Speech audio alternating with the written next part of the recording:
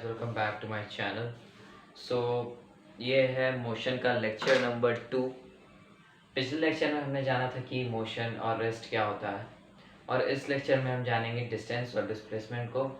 और अगर टाइम मिला तो हम अब स्केलर क्वांटिटी और वेक्टर क्वांटिटी को भी समझ लेंगे। ये दोनों टॉपिक्स बहुत ही आसान है, मैं इसको बहुत जल्दी कवर कर दूंगा। ठीक है, चलिए शुरू करते हैं। और मैं आपको लिखने के लिए टाइम दूंगा, मैं जूम इन कर दूंगा जब आपको लिखना होगा। ठीक है, तो शुरू करते हैं डिस्टेंस और डिस्प्लेसमेंट से।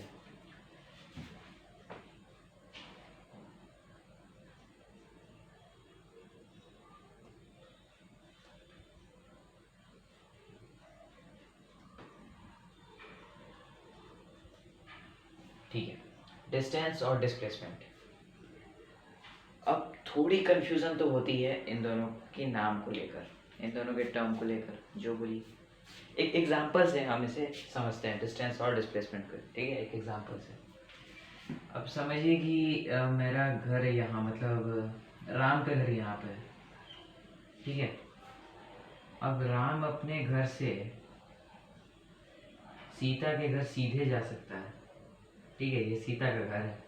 ठीक है, तो राम सीता के घर जा सकता है स्ट्रेट लाइन, लेकिन वो छुप छुपा के जाना चाहता है, तो वो क्या करेगा, इन गलियों से जाएगा।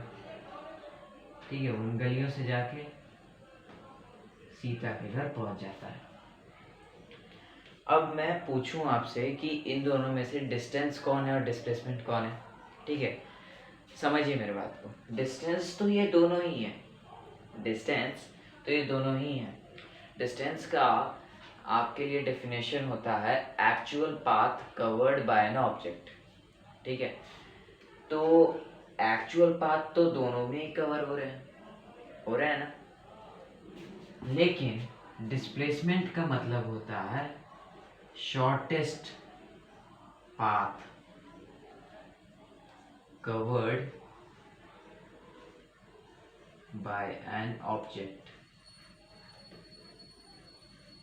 ठीक है, तो शॉर्टेस्ट पाथ, एक उसको मैं जो भी बोल रहा हूँ उसको एक यूनिवर्सल ट्रुथ की तरह मान के चलिए कि शॉर्टेस्ट पाथ हमारे लिए हमेशा स्ट्रेट लाइन ही होती है।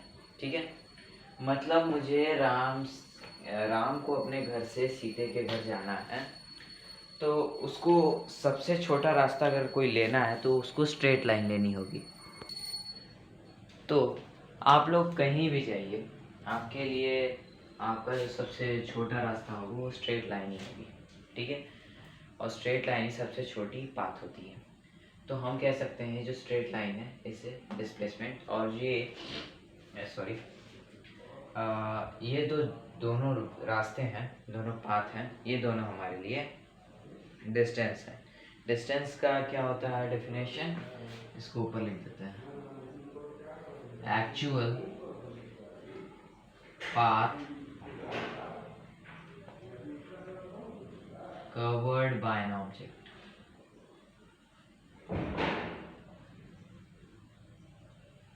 ठीक है, समझ में आया आपको डिस्टेंस और डिस्प्लेसमेंट। ठीक है, मैं लास्ट में एक बार फिर से दोहरा दूंगा, नोट करना चाहते हैं तो इसे नोट कर सकते हैं। और एक बात, डिस्टेंस जो है हमारे लिए वो एक स्केलर क्वांटिटी है।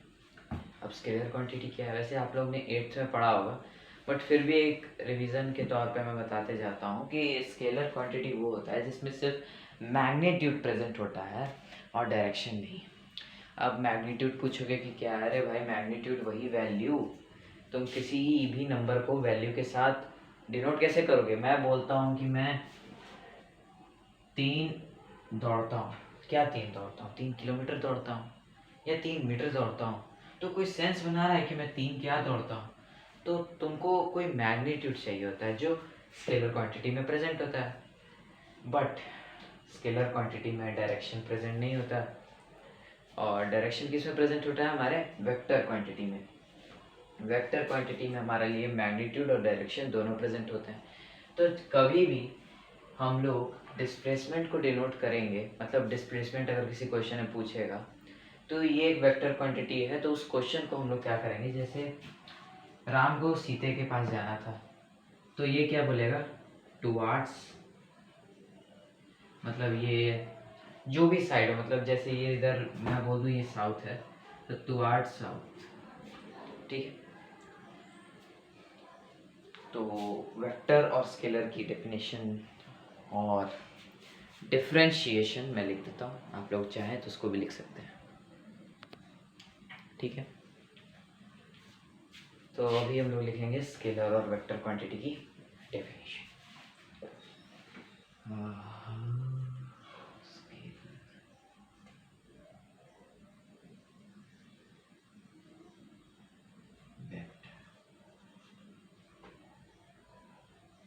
मैं एक बार चेक कर लेता हूँ आप लोगों को क्लियर है कि नहीं, क्योंकि मैं भी साथ साथ ही लिखूंगा आपके। ओके, अब मे बी बेटर वे में थोड़ा तो क्लियर हुआ होगा, ठीक है। तो स्केलर क्वांटिटी क्या है, जिसमें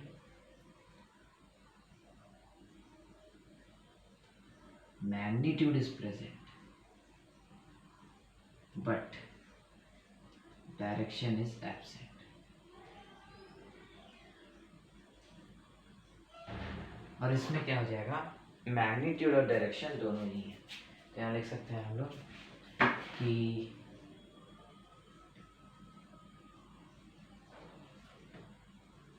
magnitude and direction both are present,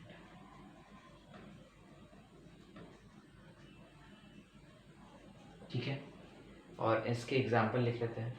इसके एग्जाम्पल तो बहुत कुछ हैं, वेट हो गया, मास हो गया, डिस्टेंस हो गया जो भी हम लोग ने पढ़ा, और भी बहुत कुछ, ठीक है। यहाँ पे हो गया वेलोसिटी, एक्सलरेशन,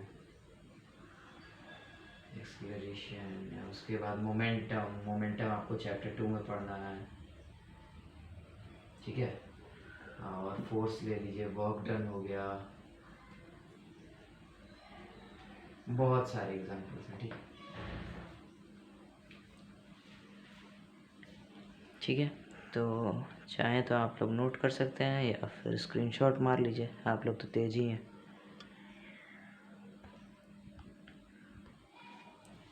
तो बस आज के लिए बस इतना ही।